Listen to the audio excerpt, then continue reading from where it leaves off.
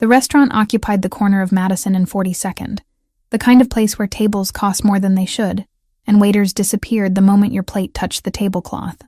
I'd researched it carefully before committing to the reservation, not because I was nervous about first dates, but because I'd learned long ago that venue selection said everything about a person's intentions. Safe ground, public visibility, plausible deniability. Gabriel Marino's profile suggested someone who understood these calculations. I arrived at 7:47 p.m., 13 minutes early. The habit came from years of working in restaurants, where punctuality separated professionals from amateurs. The hostess greeted me with practiced warmth, the kind that suggested she'd memorized the script decades ago. My reservation was already flagged. Table 12, by the window. They seated me immediately, and I settled into the chair with my back to the wall. Another habit I hadn't bothered to break. The rain had started while I was driving, not the gentle kind that suggested autumn renewal, but the aggressive kind that made visibility difficult. Water streaked down the window beside me, distorting the city lights into impressionist abstractions. I'd mentioned to Gabriel in our messages that I loved rainy evenings. Something about the way weather forced people to be honest, to stop pretending they had anywhere else to be. He'd responded with a single emoji, a heart. The brevity had struck me as either confident or lazy. I was still deciding which. My phone buzzed. A text from my editor at the paper. Alderman Price's wife just lawyered up. Something's moving. I set the phone down without responding. Work could wait 3 hours. Investigation was my obsession, but it wasn't supposed to be my entire existence. That's what my therapist had said during our last session, delivered with the kind of gentle inevitability that suggested she'd rehearsed it many times before with many women like me. At 8:04 p.m., the hostess appeared with a man following behind her. I registered the face first. Dark hair, sharp jawline, the kind of facial structure that looked like it had been designed with precision. The pictures had been accurate, but everything else was wrong. The way he moved through the restaurant suggested ownership rather than invitation. His posture didn't contain the careful neutrality of someone on a first date. This was someone accustomed to being observed, and entirely unbothered by it. He sat down before the hostess finished her introduction, pulling the chair out without waiting for confirmation that I was actually the woman he was meeting. Up close, I could see the scar, a thin line running from the corner of his left eye toward his cheekbone, the kind that suggested old violence rather than recent accident. "You're Valentina," he said. Not a question. His accent was Italian, but not the studied kind that Americans sometimes affected. This was authentic, the language of his childhood emerging from the back of his throat like something he'd never bothered to conceal. "I'm Lucas. Gabriel's my brother." The waiter appeared immediately, as though summoned by proximity. Lucas ordered scotch without consulting me, without even glancing at the wine list. Neat. The efficiency of it felt like a message, though I couldn't yet determine what message it was trying to send. "Your brother didn't mention a twin," I said. "Gabriel mentions what serves him." He pulled out his phone and slid it across the table. My own face looked back at me, pulled from an article I'd published 6 weeks ago about municipal corruption and alleged organized crime connections. The photo was professional, taken outside a courthouse where I'd been waiting for a source who never materialized. "This is from your investigation into Alderman Price. You mentioned organized crime in the article but didn't have actual proof. Just suspicion and documentation of unusual financial flows." My body went very still. I'd learned to recognize the moment when something shifted from casual to dangerous, and this was it. "How do you know what I was investigating?" "Because I've been following your work for 3 months. He drank half the scotch immediately, then set the glass down with mechanical precision. "Everything you publish is vetted through multiple sources before it reaches print. You don't just throw accusations around. You build cases, which means you already know about the Ndrangheta expansion into this territory, but you're missing the connective tissue that would make it publishable." The restaurant seemed to recalibrate around us. Other conversations continued. Other couples leaned toward each other across candlelit tables. But in our pocket of space, something significant was happening, and I was only beginning to understand its dimensions. "Why are you telling me this?" I asked. Because my brother thought you were interesting. I think you're useful." He leaned back in his chair, and the casual posture didn't match the intensity of his eyes. "People like you, journalists with actual ethics, which is rare, you don't stop investigating when you hit an obstacle. You keep pulling threads until everything unravels. I want to see what happens when someone like that gets access to real information instead of the sanitized version that filters through official channels. And why would you provide that information? Because the Ndrangheta is becoming a problem I need to address, and your investigation into them could accelerate my timeline in useful ways." He finished the scotch. "We want the same thing. We just haven't admitted it to ourselves yet." The rest of the evening moved through sequences that felt both entirely natural and deeply calculated. He ordered for both of us without asking what I wanted. I ate it anyway, and somewhere in the middle of the meal, I stopped resenting the decision. He asked about my childhood in a way that made me realize I was answering questions I'd learned never to answer on dates.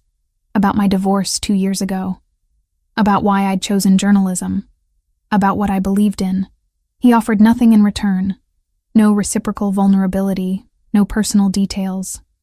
Just observation and the occasional comment that suggested he'd already researched everything I was telling him. By the time the check arrived, I understood that something had fundamentally altered. This wasn't a date. It was an audition, and I was being evaluated for a role I hadn't auditioned for. His hand moved toward the leather folder, but I stopped him. "Why contact me through Gabriel?" I asked. "Why not approach me directly?" "Because I needed to know if you'd show up. If you'd be curious enough to wonder what happened when someone else arrived at your table." He pulled out cash. Old money. Hundreds. Far more than the bill required. "My brother thinks I'm making a mistake. Gabriel believes in redemption arcs and second chances. I don't. I believe in people acting according to their nature. And I think your nature is to investigate things until you understand them completely. That's useful to me." "And what happens after I understand?" I asked. "That depends entirely on what you decide to do with that understanding." He stood, adjusting his jacket with the kind of precision that suggested it was tailored to his specific measurements. The rain outside had intensified, and the window now looked like an impressionist painting that had lost coherence. "My number is in your phone, by the way. Don't ask how it got there. Just know that I can reach you whenever necessary, which means you should assume I always know where you are." It wasn't presented as a threat. It was just information, delivered with the same tone someone might use to explain that the sun rose in the east. He left before I could respond, moving through the restaurant like a man who'd never questioned his right to occupy space. I stayed on the sidewalk until the rain braided itself into my hair. Across the street, a woman leaned out of her window and beat a rug like she was teaching it a lesson. A dog barked in an apartment without a dog. The city does that when it's listening. Throws back echoes that don't belong to you. I wrote a note in my phone. "If you're a variable, learn the equation." Then I turned it off and walked inside. I sat there for nearly 20 minutes after he departed, my wine glass still half full, the rain continuing its assault on the windows. I should have felt violated. Violated was the appropriate response to being researched, tracked, contacted through deceptive channels. Instead, I felt something closer to exhilaration, the sensation that I'd just glimpsed the beginning of a story that would demand everything from me before it ended. The first thing I did after leaving the restaurant was drive home in the rain without the radio on. My apartment was in a converted warehouse in Dumbo, Brooklyn, the kind of neighborhood that had been industrial 20 years ago and was now gentrifying with the deliberate pace of capital finding its next opportunity. The stairs creaked in a way that suggested they'd never been properly maintained, and I climbed them while my mind was still processing the encounter. I sat at my kitchen table, a salvaged door balanced on concrete blocks, and opened my laptop. My hands moved through the familiar sequence. Browser, search engine, name. Lucas Marino. The results populated immediately, and what I found was simultaneously nothing and everything. Rain pinned Brooklyn flat to the earth the way a thumb pins a moth, gentle only from far away.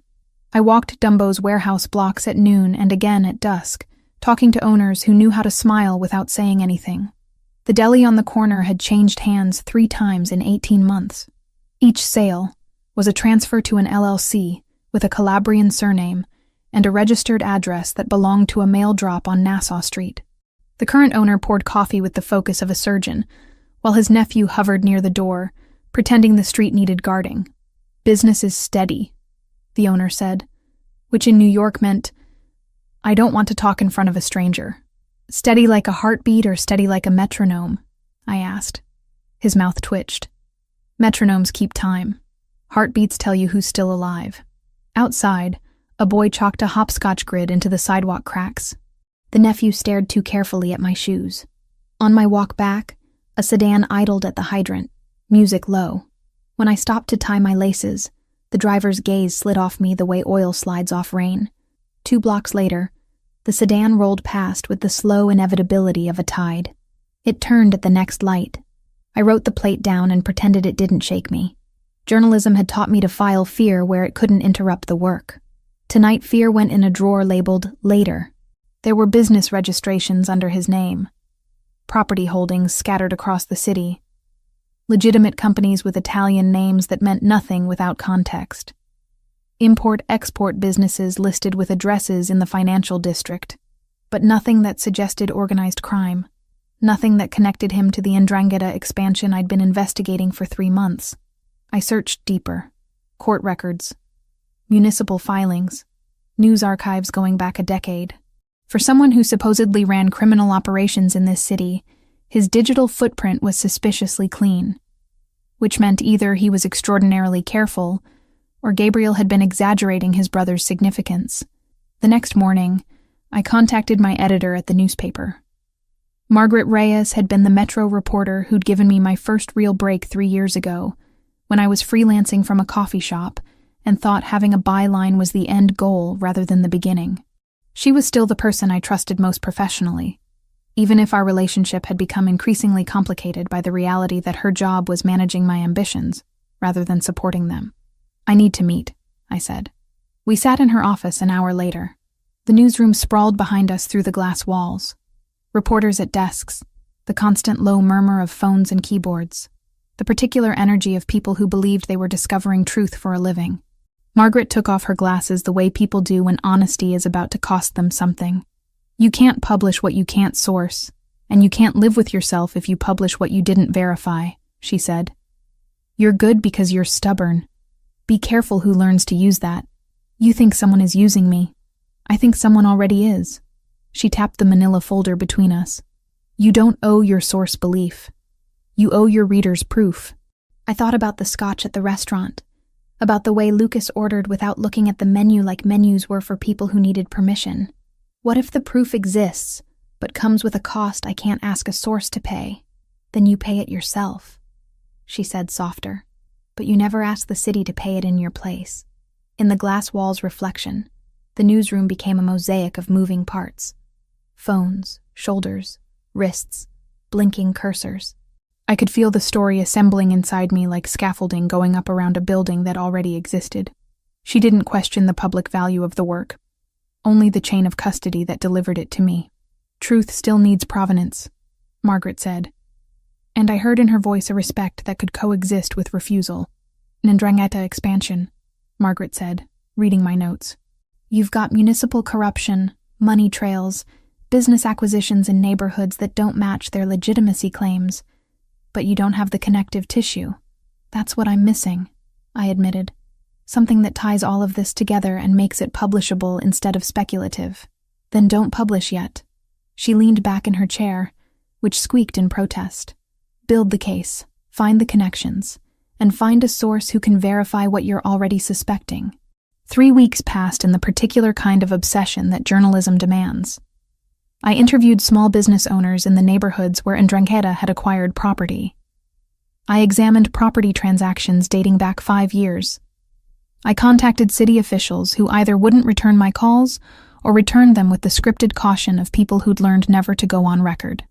I published nothing during that time, which felt like a betrayal of my training. The impulse to get the story out was constant, but the integrity that Margaret had instilled in me demanded proof before proclamation.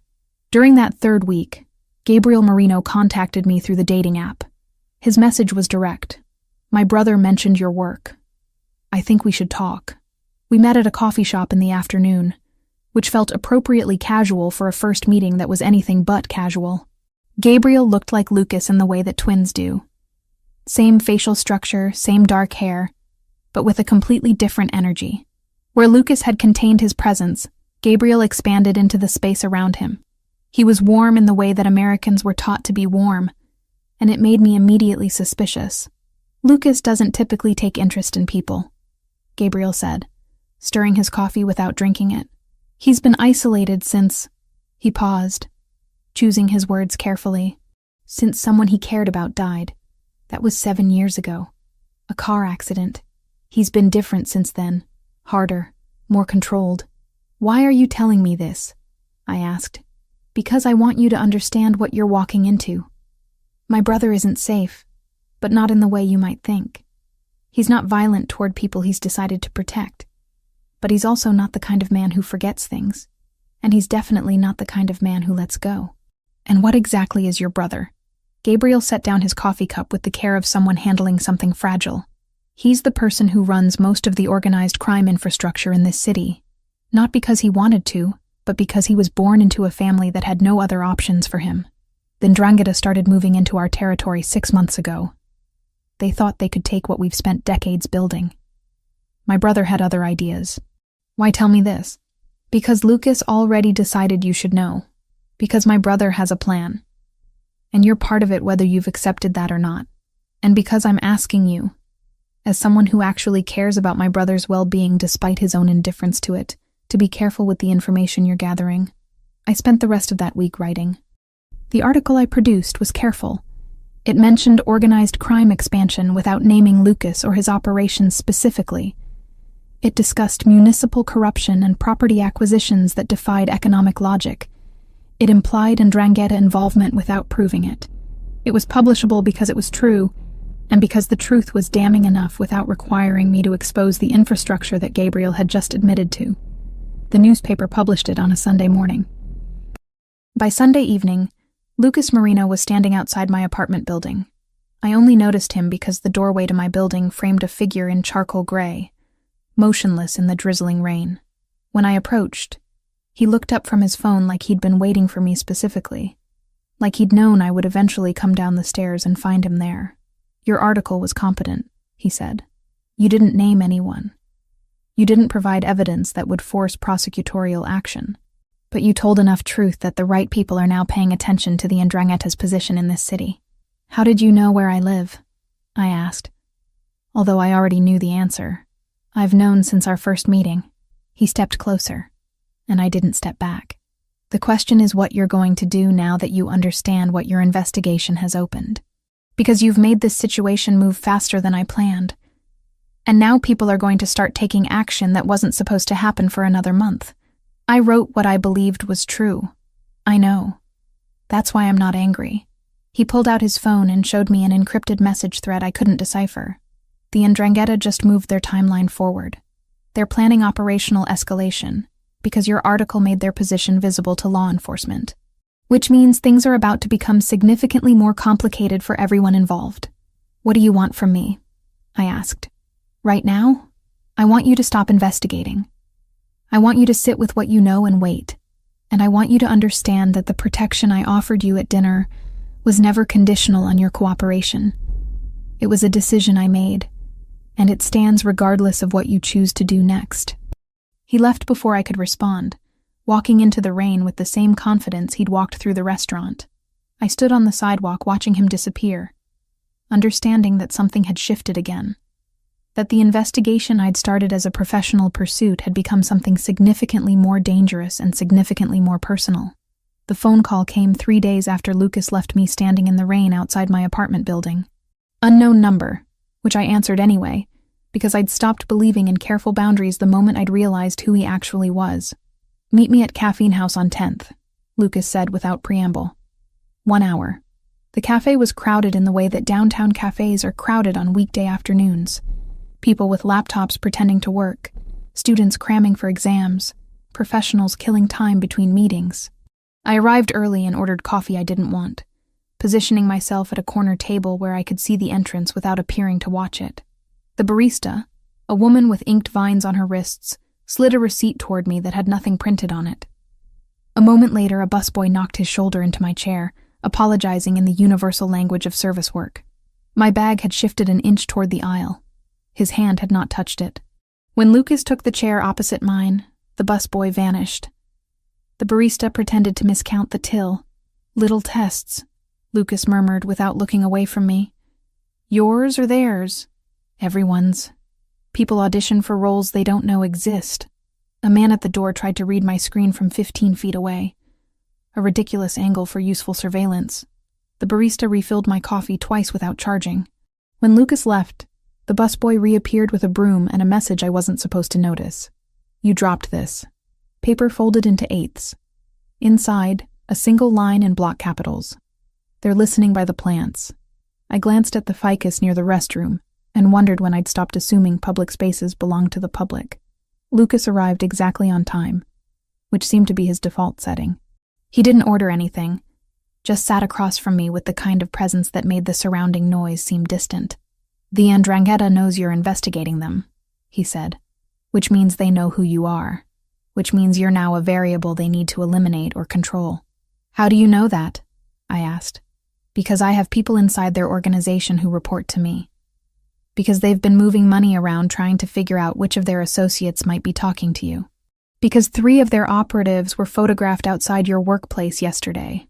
He leaned back slightly. "You're in danger. That's not theoretical anymore. That's active." My instinct was to argue, to claim that investigative journalists dealt with danger as a matter of course, but something in his certainty made that argument seem childish. "What do you want?" I asked instead. "I want to move you somewhere safer while you finish your investigation. Somewhere that the Ndrangheta can't reach you. Somewhere they'll understand is protected. In exchange for what? Exclusive access to information about their operations in this city. Nothing that will force action from law enforcement immediately, but everything that will help you build the case that your editor has been asking you to build." He pulled out his phone and showed me financial records I didn't recognize. "These are from their acquisition of commercial real estate over the past 18 months. They're consolidating territory. By summer, they'll control 40% of the downtown commercial property market." "You expect me to publish information you provide?" I asked. "I expect you to verify it independently and then publish what's true. I don't care about the spin. I care about the outcome, which is the Ndrangheta's position in this city becoming so visible that law enforcement is forced to act. Why not go to the police directly? Because the police in this city have structural corruption that runs deeper than individual officers. Some of them are paid by the Ndrangheta. Some are just competent enough to know when information was leaked and by whom. And some are honest enough that revealing everything to them would compromise my own operations." He stood up. "You have 72 hours to decide. After that, the decision gets taken out of your hands." He left without waiting for a response, and I sat there with my cold coffee trying to calculate probabilities that had no basis in reality because I didn't actually know what I was calculating. That night, I called Gabriel. He agreed to meet me at the same cafe the following morning. "I won't lie to you," Gabriel said when he arrived. "My brother doesn't take interest in people casually. He's isolated since his girlfriend died in a car accident. 7 years ago now. He's been different ever since. More contained, more strategic about every interaction. The fact that he's offering you protection and information suggests he sees you as someone worth investing in. What does that mean practically? It means he's serious. It means whatever he's offering, he'll follow through on. And it also means he's probably not going to let you go if you decide to accept." Gabriel stirred his coffee.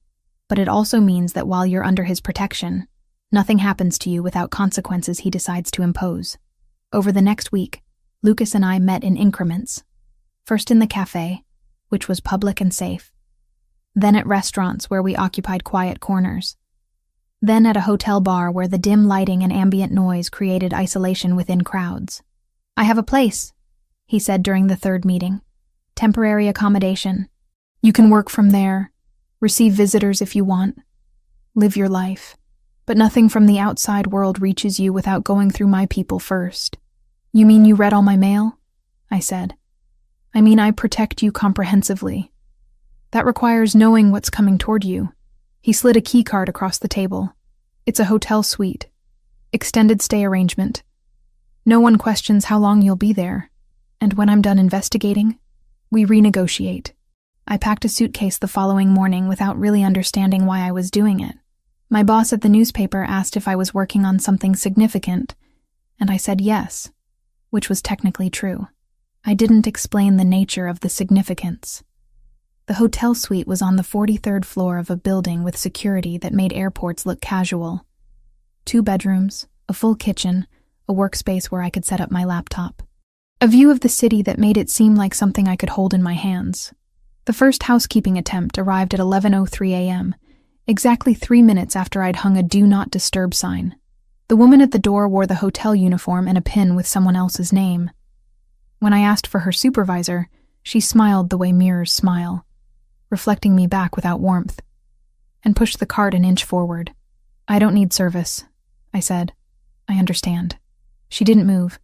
Down the hall, the security camera blinked to life. Lucas had explained the system once, but I hadn't understood the parts I wasn't meant to touch. I texted the number he'd hidden in my phone and wrote only, "Housekeeping." 3 minutes later, a real supervisor arrived with 2 men who knew how to stand without pretending to be furniture.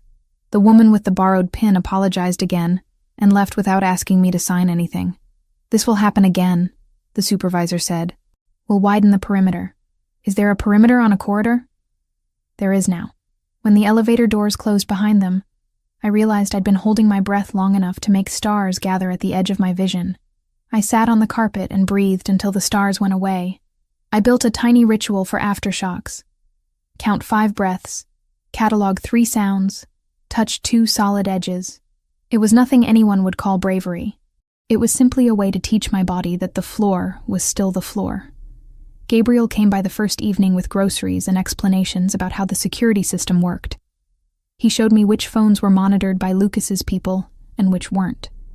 He told me that meals could be delivered, or I could go out with security. He made it clear without actually stating it that I'd entered a gilded cage, but one that was infinitely more comfortable than the danger I'd been flirting with. "He's not a bad person," Gabriel said before he left. "He's just someone who learned a long time ago that control is the only real safety. And now he's trying to extend that to you." Over the next 2 weeks, Lucas came by regularly. We'd sit at the kitchen table and he'd provide me with documentation about the Ndrangheta's operations. Bank records, property transfers, names of municipal officials who'd been paid to look the other way. Each document came with context, with explanation of what it meant and how it connected to the larger picture. I verified everything independently before accepting any of it. I called sources who were willing to speak on background. I cross-referenced public records with the information Lucas provided. Nothing contradicted anything else. Everything was real. The ADA picked the least romantic place in Manhattan for an off-the-record conversation. A fluorescent-lit conference room in a public library branch that smelled like old paper and cheap soap. She introduced herself by first name only and placed a single folder on the table like an altar offering. "These are sealed warrants," she said. "I'm not showing you anything unlawful, and I'm not asking for anything in return. I'm asking you to understand timing. If you publish names too early, the cases die. How early is too early? Any time before we can make the story survive a courtroom." She watched me read without reading me. On the last page, a list of shell companies matched the notes Lucas had given me. Names like ghosts that refused to haunt the right houses. "You didn't get this from me," she said. "I didn't get anything," I agreed. And for once the lie felt like a vow instead of a betrayal. "Why are you doing this?" I asked him during one of these sessions. "Because the Ndrangheta is a problem that's grown large enough to be unsolvable through private negotiation. Because I need them exposed and dismantled. Because you're someone who can do that while I continue operating." He didn't look at me while he answered. "And because I decided to take interest in you, which means I'm going to do what I can to keep you alive and functional." By the 3rd week, I'd stopped counting the days. I'd stopped thinking about my apartment or my former life. I'd become someone who lived in a hotel suite on the 43rd floor, protected by men I never saw, writing articles that would eventually destroy an organization that neither Lucas nor I could dismantle individually. "When do you let me out?" I asked him one evening. "When it's safe, or when you decide it's not worth it anymore and leave anyway." He was closer than he usually allowed himself to be. "Your choice." It doesn't feel like much of a choice. No. But it's more choice than you had before I decided to protect you. 4 weeks into living on the 43rd floor, I developed routines that made the hotel suite feel less like a prison and more like a deliberate retreat from the world. I woke at 6 in the morning regardless of when I'd fallen asleep. I worked from the kitchen table. Articles researched, verified, written. I took showers that lasted longer than necessary. I read books I'd never found time for before. I existed in a state of suspended animation, waiting for something to shift. Lucas arrived most evenings around 7, sometimes with documents for me to review, sometimes with information that required context only he could provide, sometimes with nothing but the intention to sit across from me at the kitchen table while I worked. He never stayed past midnight. He never crossed into the second bedroom. He operated within boundaries that were rigid and invisible simultaneously. On a Tuesday during week 3, he brought financial records that implicated a city council member in money laundering connected to the Ndrangheta's real estate acquisitions. The documents were pristine, copies of bank transfers, property deeds, the entire architecture of corruption laid bare in spreadsheets and official stamps. "This is publishable," I said after reviewing the material for 2 hours. "It's completely accurate," Lucas confirmed, "and it will destroy his political career if you choose to release it." I set the papers down carefully.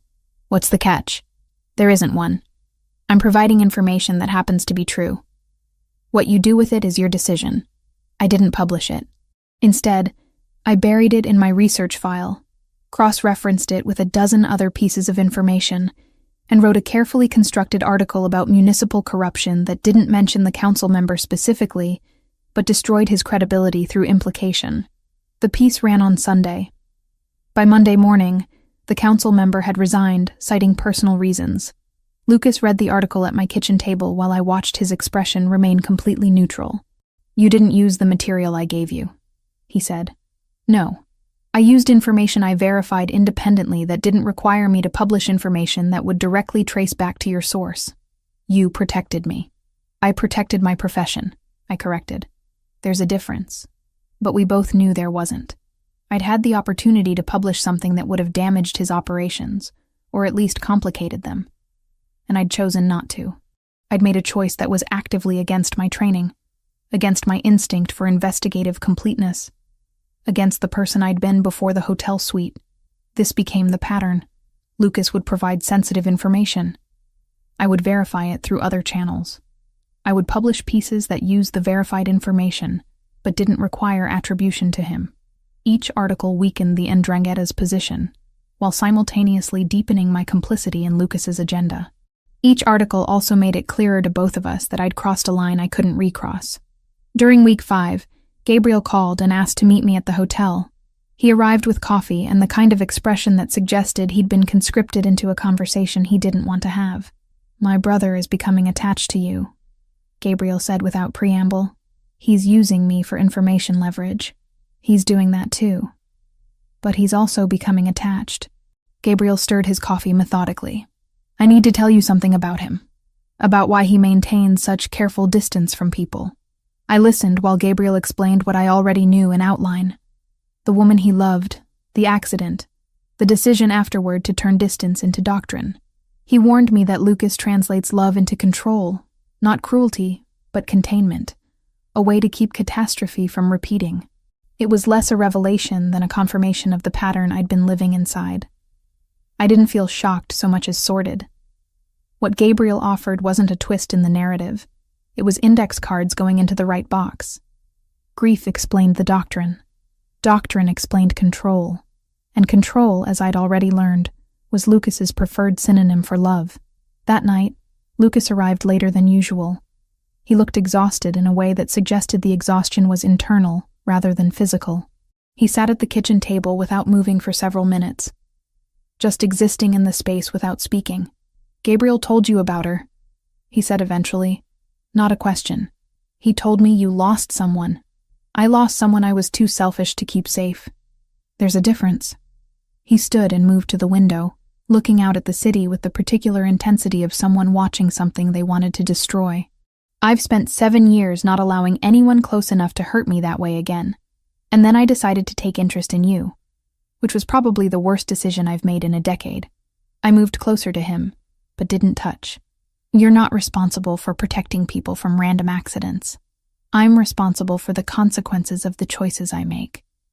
And the choice to bring her into proximity with my world was something I made. The choice to let her work so hard that she fell asleep at the wheel was something I made. And the choice not to drive her myself or insist she rest or take any of 1,000 actions that might have prevented her death was something I made. That's not how causality works. Maybe not, but it's how guilt works. He turned to face me. I've decided I'm going to become someone different with you. Someone who doesn't hide. Someone who admits when he's terrified. And I'm terrified, Valentina. I'm terrified that if I let you matter enough, the same universe that took her will take you too. I didn't have a response that seemed adequate to the vulnerability he'd just articulated. So instead, I reached out and took his hand. He didn't pull away. He closed his eyes like the simple contact was something he'd been denying himself for 7 years. That night, we didn't move beyond that, hand-holding at the window, watching the city lights reflect off the rain that had started to fall. But something had shifted irrevocably. I was no longer someone he was using for informational advantage. I was someone he'd decided to risk believing in, and I was no longer someone who could maintain the fiction that I was here solely for professional reasons. The call came at 3 a.m, not to my phone, but to Lucas's secure line, which meant the security breach was significant enough to warrant immediate escalation. I woke to the sound of him speaking in rapid Italian to someone on the other end, his voice pitched low, but carrying the particular intensity that suggested violence was being calculated in real time. He hung up without goodbye and stood at the window of my hotel suite, looking out at the city like he wanted to set it on fire. "They know where you are," he said, without turning around. "The 'Ndrangheta. They paid off a detective in the precinct to find you. He sold the information this morning." My body went cold in the way that comes from understanding that the theoretical danger I'd been operating around had suddenly become concrete. What does that mean? It means we need to move you in the next 4 hours. They're planning a retrieval operation for tonight. I didn't ask how he knew. I'd stopped questioning the architecture of his intelligence network weeks ago. Instead, I started packing, throwing clothes into a suitcase with the mechanical precision of someone operating on adrenaline and fear. Lucas watched from the doorway without offering help, and I understood that he was processing something beyond immediate logistics. The day passed in a state of suspended reality. I worked from the suite like it was any other day, but the knowledge that people were planning to extract me from this location made every moment feel fragile. By 7 p.m., Lucas had arranged for me to move locations. Not somewhere in the city, somewhere else entirely. His property, he said, outside the urban center. Somewhere the 'Ndrangheta's reach was limited by geography and his own security infrastructure. We left the hotel through the basement parking garage in a vehicle with tinted windows and security that made airports look casual. The drive took 40 minutes, moving away from downtown toward residential neighborhoods that gradually transformed into something more rural. The property appeared suddenly. Gates first, then a long drive lined with trees, then a house that was larger than I'd expected. Modern architecture blended into the landscape. All glass and steel designed to look like it belonged there. "This is where I operate from," Lucas said as we pulled into the underground garage. "This is where I keep things I need to protect." The implication hung between us. I was now something he needed to protect. I was something valuable enough to remove from public circulation entirely. The house was sparse in the way that suggested it was designed for function, rather than comfort. Security monitors covered multiple walls. The kitchen was industrial. The bedroom he showed me was cold despite its physical comfort. I stood in the center of it and felt the weight of my situation settle around me like something I would carry permanently. "This is temporary," he said, and it was almost the first time I'd heard uncertainty in his voice. While I addressed the situation with the 'Ndrangheta, he left me alone, and I heard him downstairs for hours, speaking to people who came through the house with the particular efficiency of those accustomed to executing instructions without question. By midnight, I'd learned that the attempted retrieval had been intercepted. Lucas's security had moved against the 'Ndrangheta team before they'd even reached the hotel. The operation had been surgical. No casualties from Lucas's side. 3 men from the rival organization dead. 2 captured for interrogation. Gabriel appeared the next morning with groceries, and the particular expression of someone handling fallout he hadn't created, but now needed to manage. "He's furious," Gabriel said without preamble. "Not at you. At himself for not seeing this coming faster. That's not rational. Neither is he." Gabriel set down the groceries and looked at me directly. "I need to tell you something about my brother, about how he processes attachment and threat." We sat at the kitchen table and Gabriel explained about the girlfriend again, but with more specificity this time, about how Lucas had decided 7 years ago that proximity to him was dangerous, about how he'd built an entire infrastructure dedicated to preventing emotional connection, about how I'd somehow managed to bypass every single system he'd constructed, and now he was terrified because the woman he'd let matter had almost been taken from him. "What does he expect from me?" I asked. "I don't know. He's figuring that out himself. But I'm warning you. My brother experiences love as a need to control.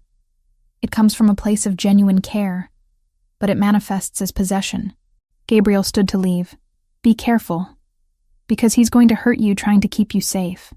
That evening, Lucas found me in the garden behind the house. The property was vast enough that I could pretend I wasn't imprisoned, that I was simply choosing to be here.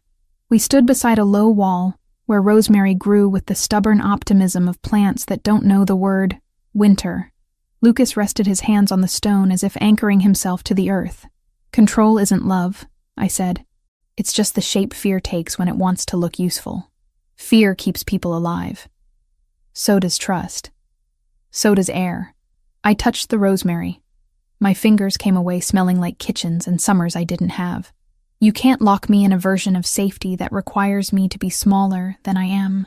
He considered this with the gravity of a judge and the weariness of a man who hadn't slept. "Then you'll help me build something else," he said finally. "A structure that keeps you alive without convincing either of us you're a possession." "That's a terrible name for a house," I said. "We'll think of a better one." He didn't reach for me. I reached for him. The rosemary nodded in a wind I couldn't feel. "I want you to understand something," he said, moving to stand beside me. "The people who tried to take you today did so because they're willing to use you against me. They would have hurt you not despite the fact that it would hurt me, but specifically because of it. They would have made sure I knew they had you. They would have made sure I understood the cost of opposing them. And now?" I asked. "Now they understand that you're mine. That anyone who touches you will face retaliation that exceeds proportionality. That taking you is tantamount to declaring war." He paused. "I've made them understand this through methods I won't describe to you, but I want you to know that I've done it, and I'll do it again. That's not love. No, but it's protection. And I'm going to become someone who offers you protection above everything else. Even above your freedom, I suspect. Can you live with that?" I didn't answer immediately because there was no answer that was both true and acceptable.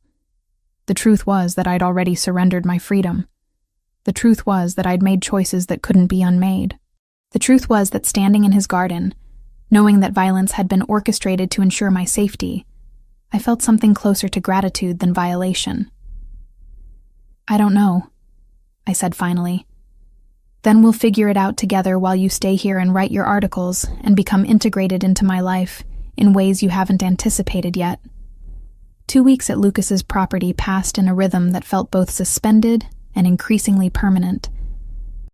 I worked in the study he designated as mine, publishing articles that systematically dismantled the Ndrangheta's infrastructure.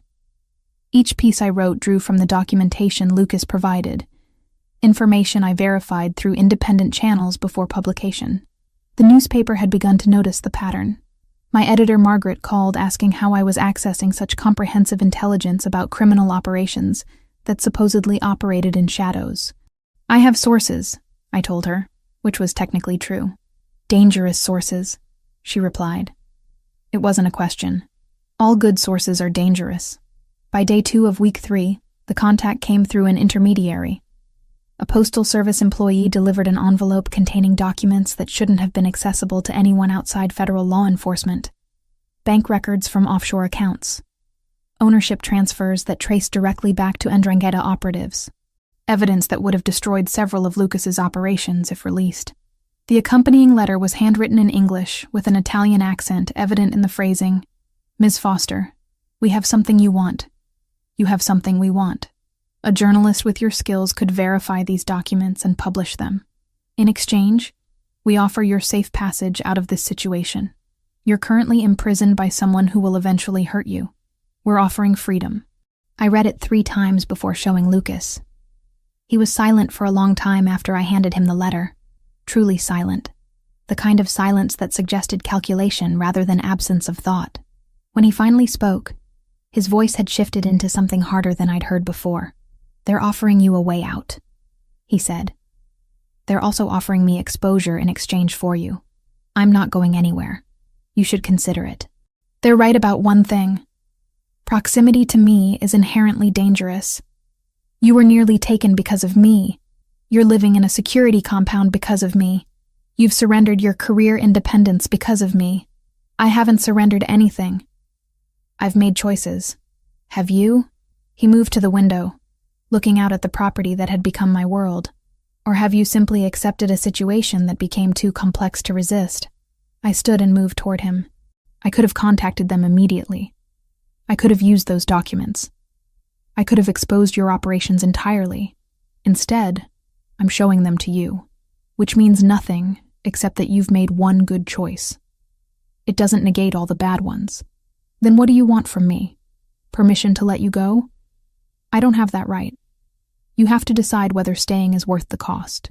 He turned to face me, and something in his expression had reorganized itself into something closer to vulnerability. "I want you to understand that staying means you're now implicated in my operations. Those documents prove that you've had access to sensitive information and chosen not to publish it. You're technically complicit in whatever crimes those documents could prove if released. I know. You're also burned as a journalist. Once the Ndrangheta realizes you rejected their offer, they'll make sure no legitimate news organization trusts you. Your career as you understood it is finished. I know that too." He closed the distance between us. "Then why? Because you matter more than any of it. Because I looked at their offer and felt nothing but revulsion at the idea of betraying you. Because somewhere between the restaurant and this house, and all the time in between, you became more important than my professional integrity, or my personal freedom, or my theoretical future." He kissed me then. And it was different from any kiss before. It was less possession and more surrender. His hands gentle against my face like he was afraid I might break if he wasn't careful. We moved from the study to the bedroom upstairs, and for the first time since I'd entered his world, physical intimacy felt like connection rather than conquest. Afterward, lying in the darkness of his bedroom, he traced patterns on my shoulder that seemed to be communicating something he couldn't articulate verbally. "I'm going to do something about the Ndrangheta's offer," he said quietly. "Something that makes it clear you're not available for negotiation. Something that demonstrates the cost of using you as leverage." "What are you going to do?" "Something you shouldn't ask about and won't want to know details regarding. The important thing is that the people who contacted you will understand that approaching you again is no longer viable. And the documents will be handled. You've already destroyed your professional credibility by not publishing them. Now I'll make sure destroying anyone else becomes equally impossible." Gabriel came by the next afternoon and found me in the kitchen preparing meals for the first time since arriving at the property. He watched me work with an expression that suggested he was reading something significant in the act. "He's changing," Gabriel said eventually. "Good or bad? Neither. Just different. He's usually someone who maintains absolute distance. Now he's making choices that suggest he's capable of being with someone." Gabriel sat at the kitchen table. "I want to warn you, though. When he loves someone, he becomes dangerous in different ways. Not violent toward them, but in how he structures their life. He'll build infrastructure around you. He'll monitor everything. He'll make decisions that he believes are protective, but that might feel suffocating.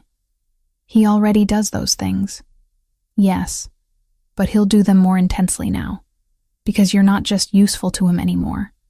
You matter to him."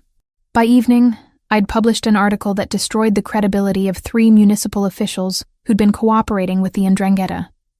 The piece didn't mention Ndrangheta directly, but it exposed corruption networks so thoroughly that law enforcement would have no choice but to investigate.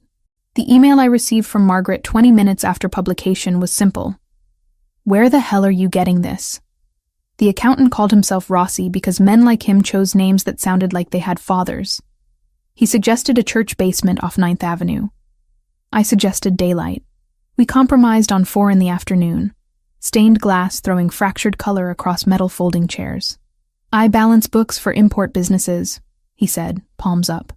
"I don't ask what the crates contain, but you count what the crates are worth." He slid a spiral-bound ledger across the table. The analog bravado of a man who thought paper made him invisible. The numbers mapped into the ones Lucas had shown me weeks before, except for a single column that accounted for cash I hadn't seen elsewhere. "Insurance," Rossi said, "in case a journalist needs persuading." The door opened behind me, and a man took 2 steps in with the weaponized calm of someone who didn't need to show a weapon. I didn't turn. I closed the ledger and smiled at Rossi the way knives smile. "We're done," I said, and left without taking the book. 2 hours later, a plain envelope arrived at the hotel front desk for me. Inside, a photocopy of the missing column and a note in block letters. "You were right not to take it." The photocopy was enough. Possession of the original would have been a confession I couldn't afford. Chain of possession is a kind of confession. I wasn't going to carry a crime scene around in my bag. I didn't respond. I couldn't. Not without explaining things that would destroy her understanding of journalistic ethics, of my ethics, of everything I'd built my career defending. Lucas read the article at the kitchen table. He didn't comment on it, just nodded slightly like I'd confirmed something he'd suspected about me. That night, he held me closer than usual, and I understood that my choice to stay had irrevocably bound us together in ways that extended beyond emotion, into something more structural and permanent. Gabriel discovered the operational timeline through his commercial real estate contacts, men who occupied the intersection between legitimate business and criminal information networks. The call came at 4:15 in the afternoon, his voice carrying a tension I'd never heard before. He explained that sources within the police department had revealed something significant.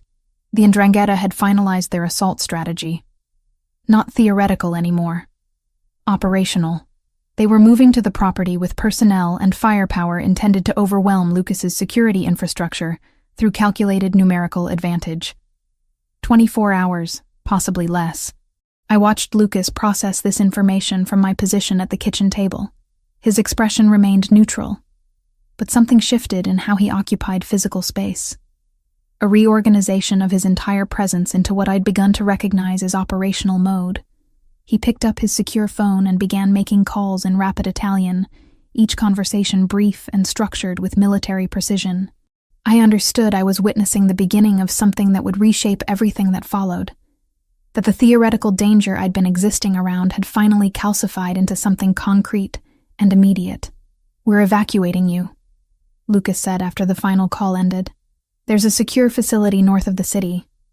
Gabriel will accompany you. You need to leave within the hour." "And you?" I asked, although I already knew the answer. "I'm going to ensure the 'Ndrangheta understands what happens when they move against me. What happens when they make the calculation that proximity to you is leverage they can exploit." Gabriel arrived within 30 minutes with a vehicle designed for security rather than comfort. It was armored in ways I'd never fully understand. Windows reinforced, interior stripped down to essentials. He didn't attempt to reassure me or explain what was happening beyond the basic logistics. We drove through the late afternoon, while Lucas remained at the property, coordinating his response through communication channels I didn't understand, and wouldn't have understood even if he'd explained them. The bunker facility appeared suddenly after we'd driven north through increasingly rural terrain. Reinforced, underground, designed to withstand significant external pressure and to contain people within its walls. Gabriel showed me to the main room, which had monitors displaying security feeds from every angle of the property we'd abandoned. He didn't try to comfort me. He moved toward the communication equipment and began setting up his own connection to the operational network. "Stay here," he said. "Don't leave for any reason.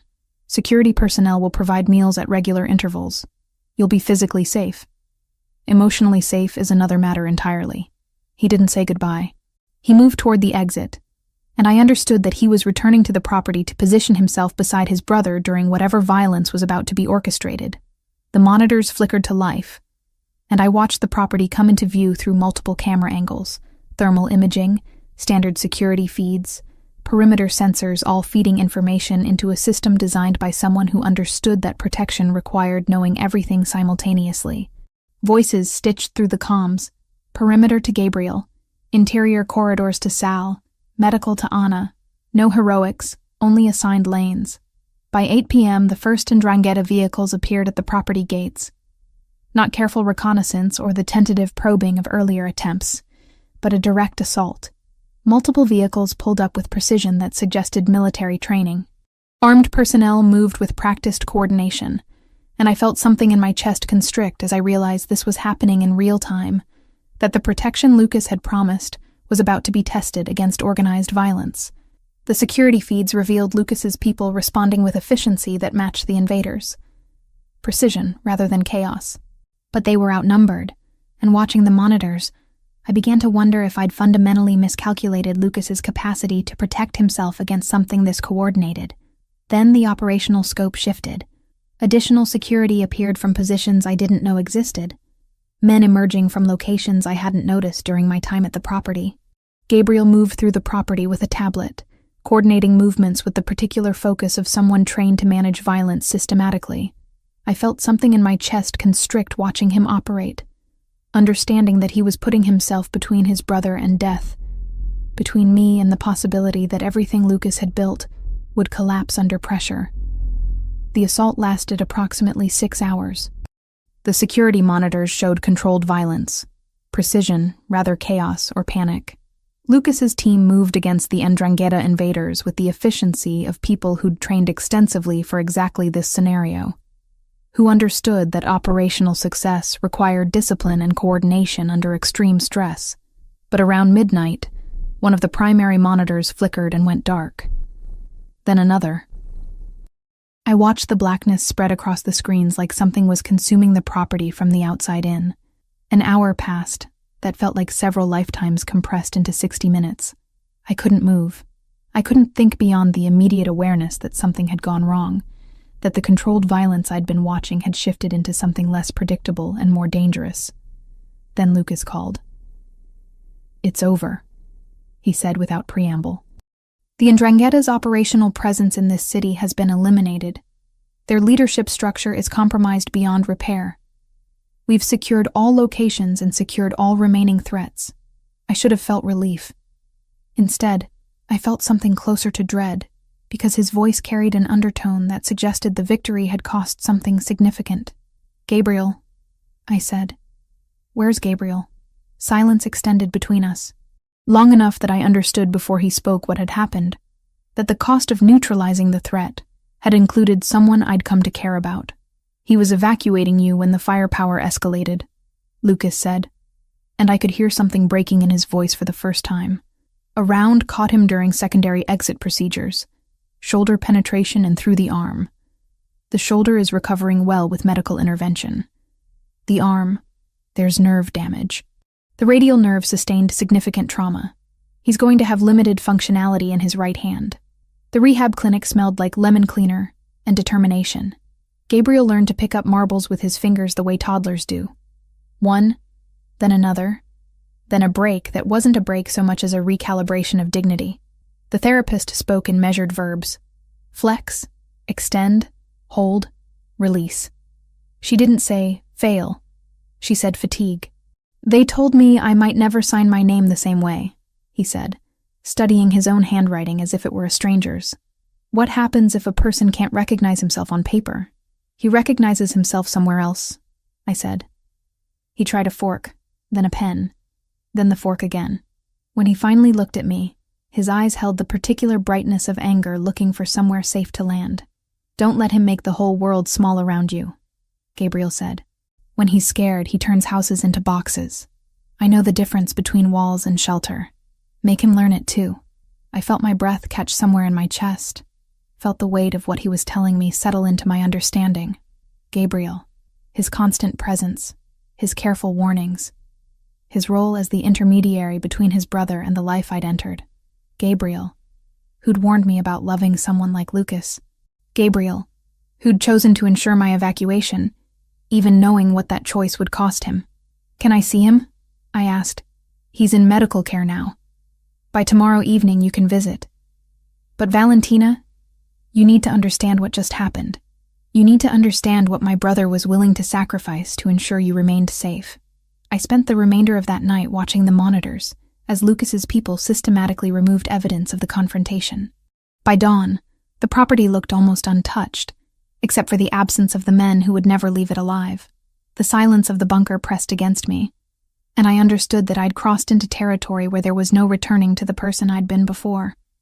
Gabriel looked smaller in the hospital bed, his right arm in a medical sling with equipment monitoring his vitals continuously. The doctors explained the nerve damage with clinical precision that bypassed any comfort. The bullet had caught the radial nerve, which meant potential permanent loss of function in his hand. Physical therapy might restore some capability, but complete recovery wasn't guaranteed. His career in commercial real estate, which had defined his adult existence, was now uncertain. "I wanted to protect you," Gabriel said when I took his left hand. "He couldn't focus on the operation if he was worried about you being extracted by the Ndrangheta. So I made sure you got to safety. I didn't calculate how that would impact my own safety, which was stupid. It wasn't stupid. It was brave. It was both," Gabriel said quietly. "And now I have to figure out what I'm going to be without full use of my right hand. Everything I've built is going to require restructuring." Lucas appeared in the doorway of the hospital room. He looked at his brother with an expression I couldn't fully parse. Gratitude mixed with guilt, mixed with something like helpless rage at the situation's reality. He moved to Gabriel's bedside and placed his hand on his brother's uninjured shoulder. "The Ndrangheta threat is concluded," Lucas said to both of us. "They won't recover from this. Their leadership is either dead or compromised. The smaller operations they were running here have been dismantled. You're safe now. Completely safe." But as I looked between Lucas and Gabriel, I understood that safety had cost something permanent and irreplaceable. Gabriel's arm was a visible sacrifice. My career was destroyed. Lucas's remaining capacity to maintain emotional distance was shattered. All of it had been surrendered in the process of achieving security. The question now was whether the cost was something we could integrate into our lives or something that would continue demanding payment indefinitely. 12 weeks after the confrontation, Gabriel moved through the house in carefully measured movements, his right arm still weak from the nerve damage, but gradually improving through obsessive physical therapy. He'd transformed one of the guest bedrooms into a rehabilitation space. Resistance bands, weights adapted for single-hand use, a mirror where he could watch his progress or lack thereof. Some days he moved through the exercises with determined focus. Other days he'd stand in front of the mirror and stare at his hand like it belonged to someone else entirely. Lucas and I fell into routines that felt almost domesticated compared to everything that preceded them. He worked from the study, managing operations that I no longer asked about. I worked from the dining room table, writing articles that systematically dismantled the infrastructure of corruption that had protected the Ndrangheta. Each piece was careful, verified, published under my byline, though the information came from the comprehensive intelligence Lucas provided. My editor, Margaret, called during week 3, her voice carrying the particular frustration of someone who'd realized their reporter had become compromised in ways that transcended normal journalistic risk. "Where are you getting this information?" she demanded. "From sources who have reasons to want the truth exposed," I said, which was technically accurate without being honest. "That's not an answer. That's evasion." "I know," I admitted, "but it's the only answer I can provide while maintaining source protection." She didn't publish 3 of my pieces because she couldn't verify the sources.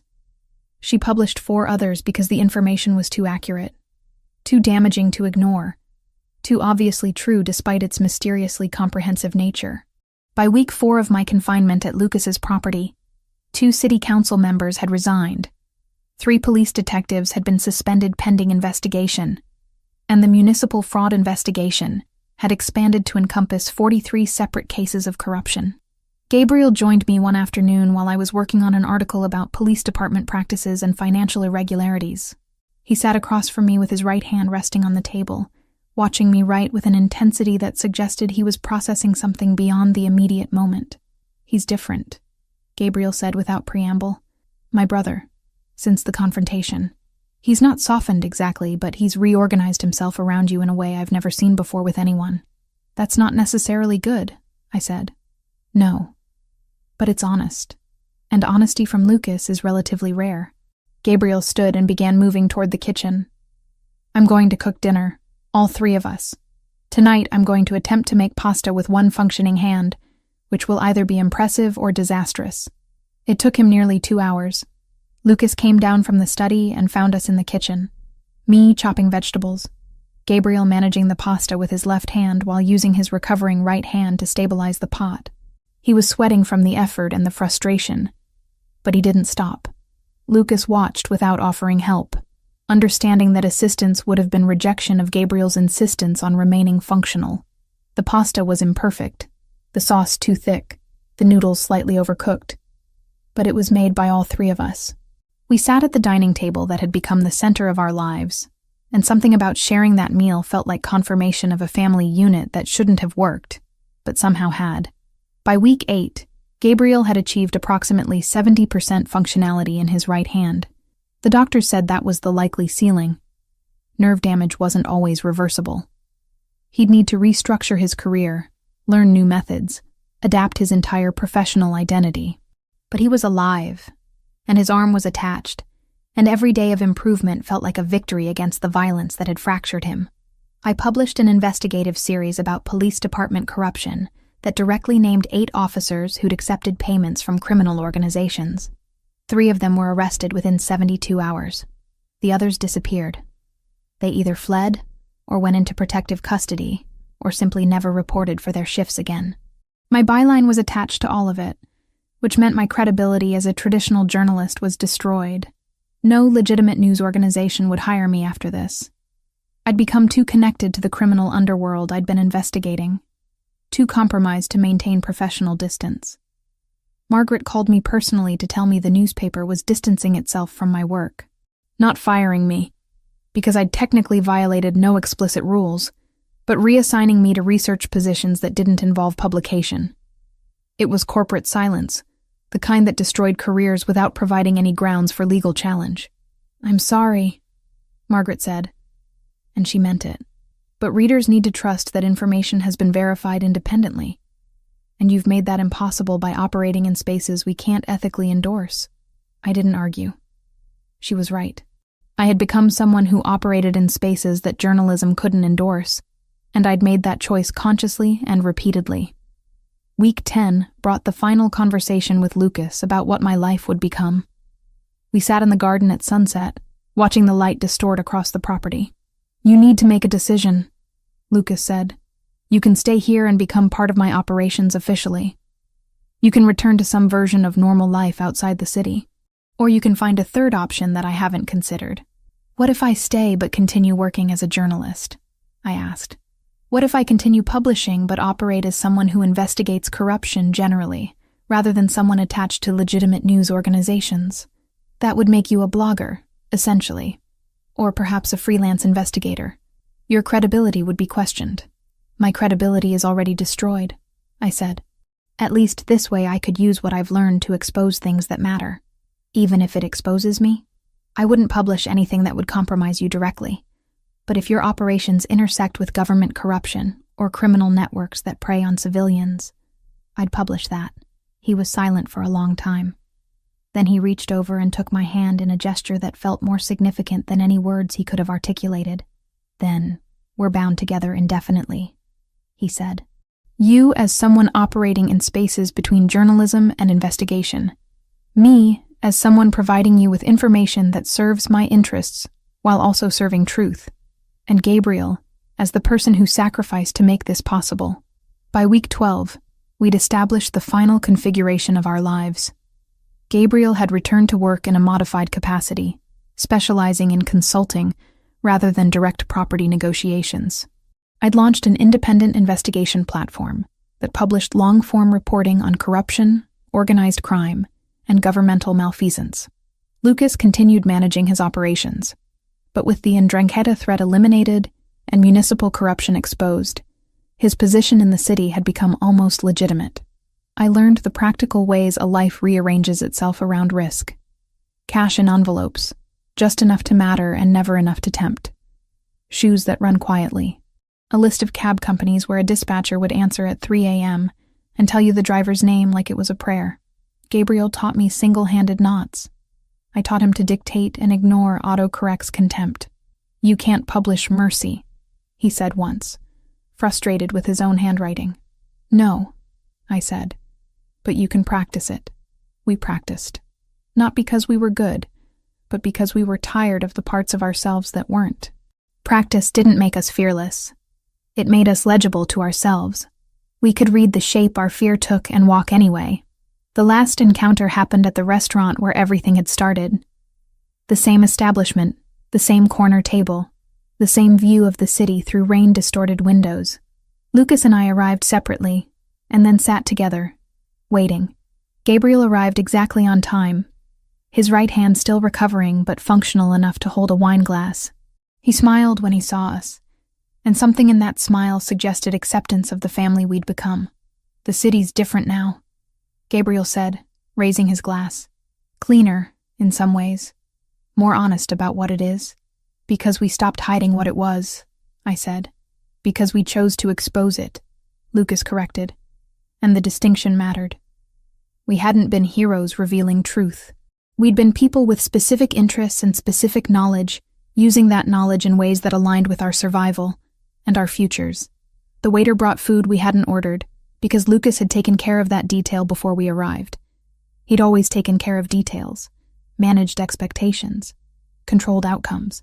But somewhere between the initial dinner and now, his control had transformed from something oppressive into something I chose to accept. Gabriel left after 2 hours, claiming he needed to manage pain management in his arm. But I understood he was giving Lucas and me space to exist as something beyond family, as partners in whatever we'd constructed together. "Do you regret it?" Lucas asked as Gabriel disappeared into the rain. "Any of it?" I looked at him directly, at the man who'd orchestrated my captivity and my safety and my integration into his world, at the person who'd shown me vulnerability and then moved mountains to protect me, at the criminal who'd become the center of my existence.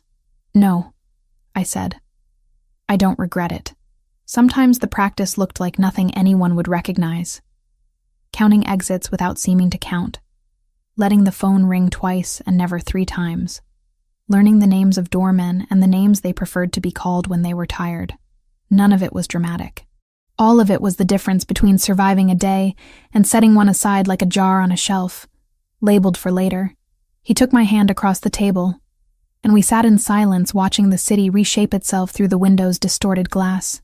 The story that had begun with a dating app mix-up and ended with me becoming complicit in organized crime would never be published.